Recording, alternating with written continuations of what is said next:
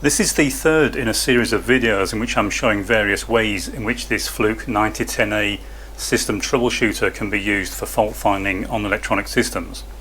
In the first two videos I looked at hooking the Fluke up to the unit under test. In the previous video we looked at running programs directly from the Fluke, and we did a memory test program, but we noticed that it ran very slowly. It took an hour to run a 32K test program on the target machine, which is fine, but it obviously would be nice if we could run tests more quickly. And if all you're looking for is to create repetitive signals on the unit under test, then it's a very good way of doing that. However, there are certain limitations with the Fluke.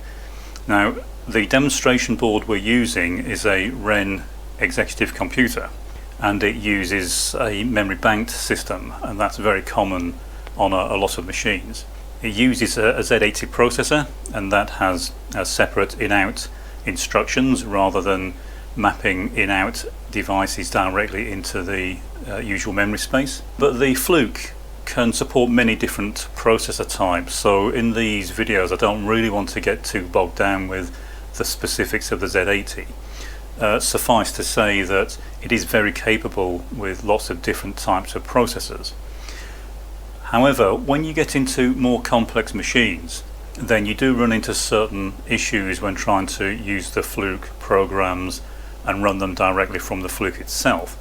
And that is, you only have access to the memory address space, or at least you only have direct access to the memory space. So if you want to try to access things through the in-out ports, for example, then you can't really do that directly from the Fluke.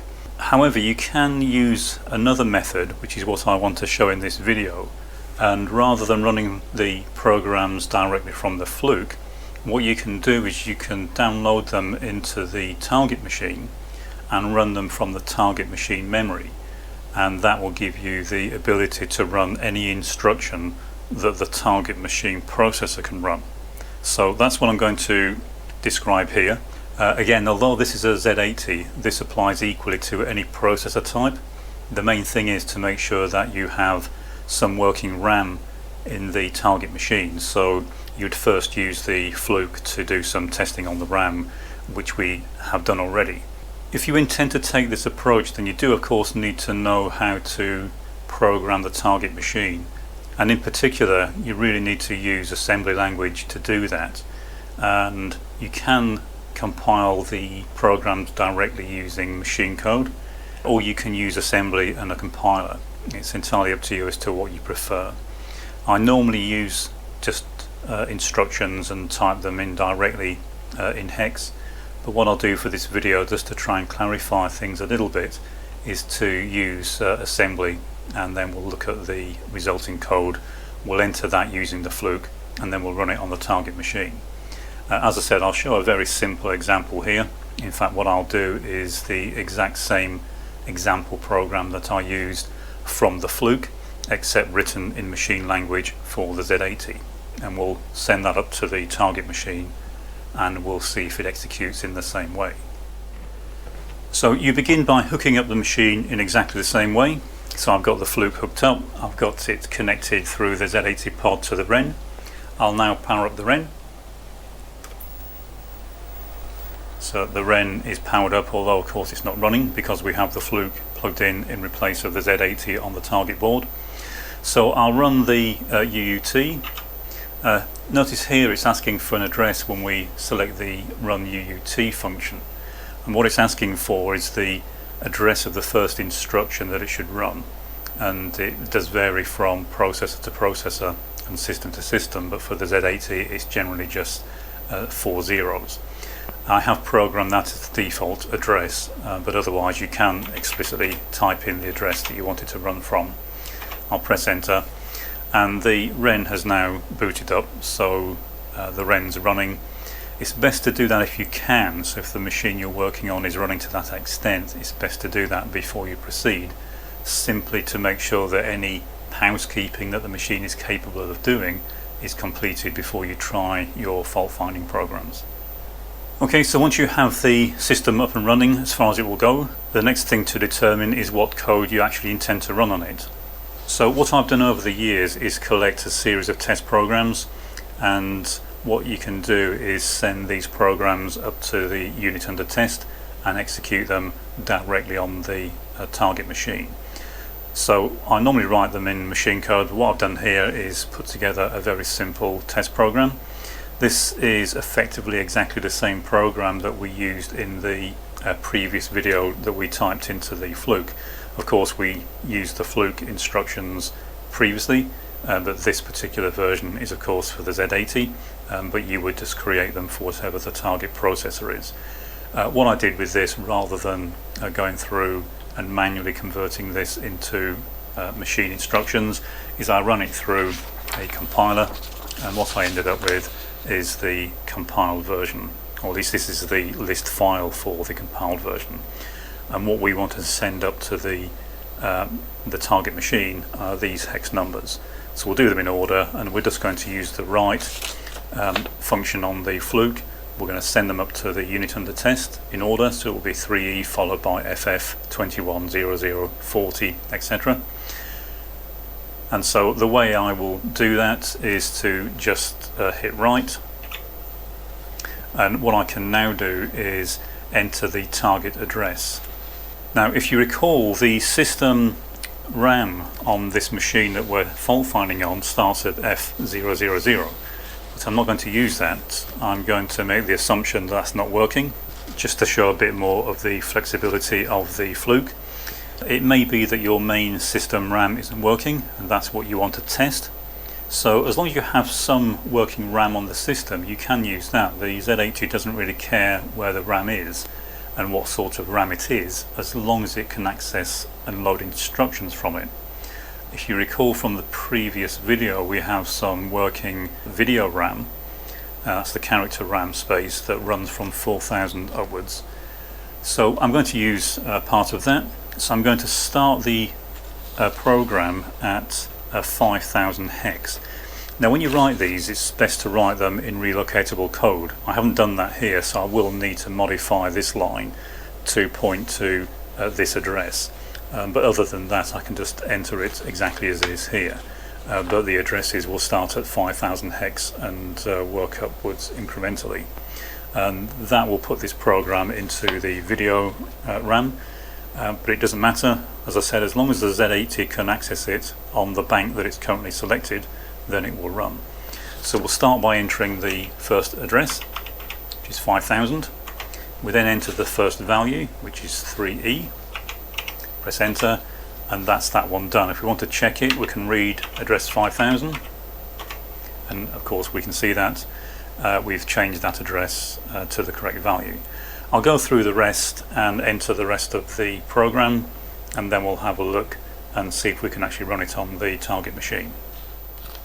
Okay, so I've sent all the instructions up to the REN, and we should now be able to execute this program on the REN itself by telling the target machine to run from the first address that we used. And if you recall, the first address was 5000, so that's 5000 hex. The only change I've had to make to this code is to change this value to make sure that this jump goes back to the correct location rather than the default one. Normally I use relative jumps, so it's relocatable, but in this case I've used an absolute jump, so I needed to modify this label. So I'll move the camera and we'll have a look at the REN and see if the program will actually run. Okay, so looking at the REN screen, we can see the binary values for the program that we entered at the top left hand corner of the screen. That is of course because we entered the program into video memory, the second page of the character RAM. If I now run the UUT from address 5000 hex, which is the first address for the first instruction of our program, then we should see the test program run. And as you can see, the program ran successfully. One thing you would have noticed, however, is it ran significantly faster than it did when we executed the same program from the Fluke.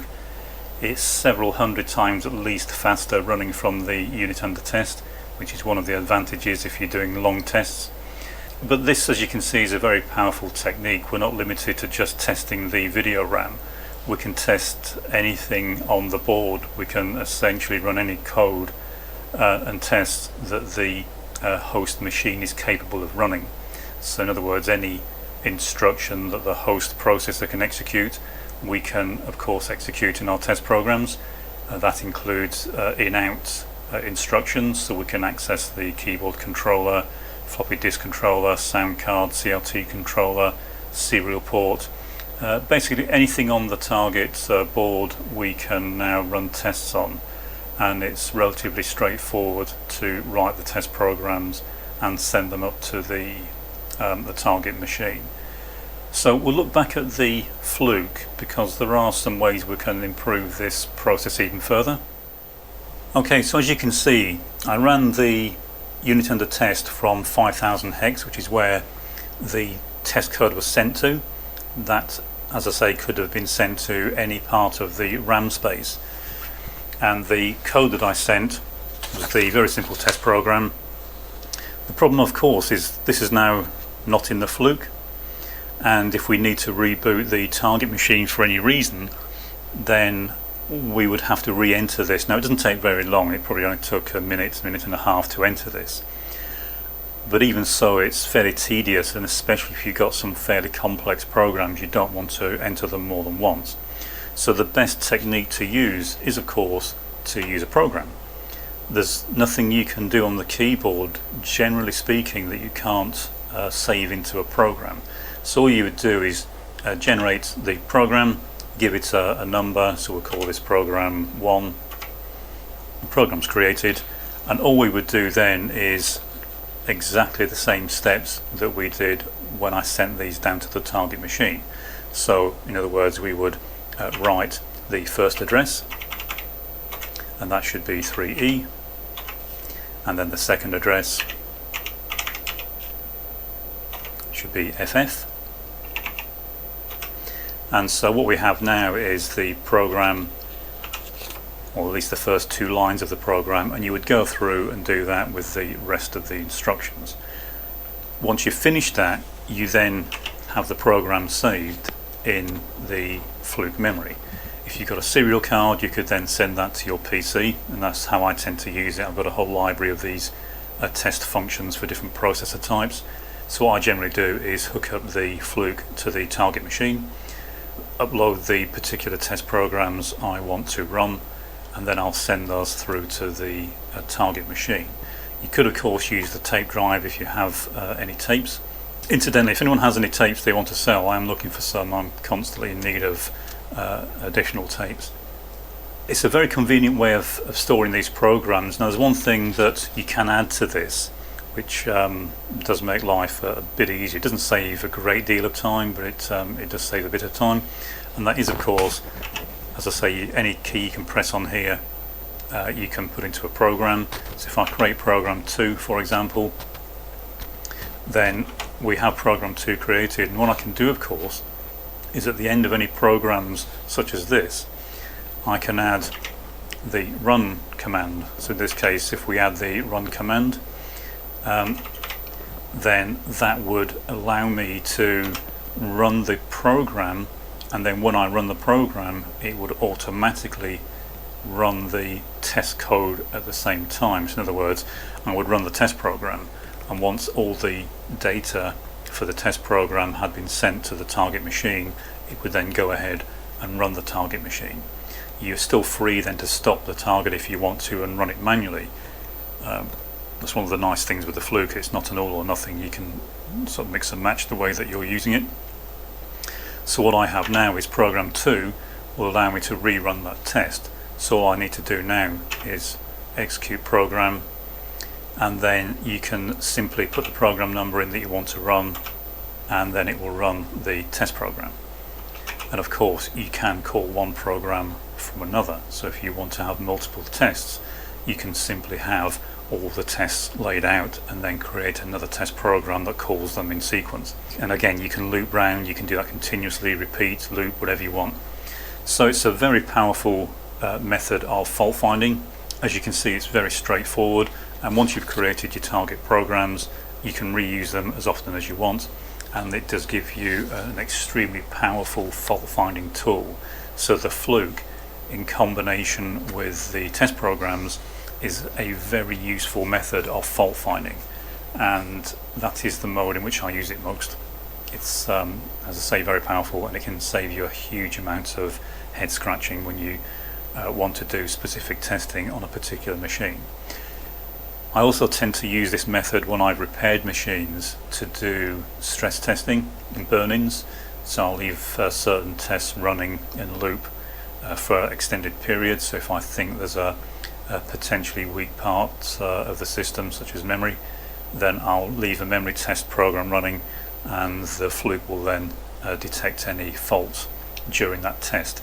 So I can run a 24-hour test, for example, on a target board, and if the memory is a bit flaky, then it will pick that up at some point. Okay, so that's it for this video. So in the next video we'll look at this, which is of course the Fluke probe that goes with the 9010a. This is a surprisingly powerful tool. It's not just a logic probe. It allows you to inject data streams into the target machine, and it also allows you to capture data streams from the target machine. So it's not just a simple on-off pulse type logic probe. This will allow you to capture data from target machines, as well as inject certain data streams if you want to do certain types of testing. So we'll look at this in the next video. In the meantime, if there's anything else you want me to cover in detail, then please leave a comment.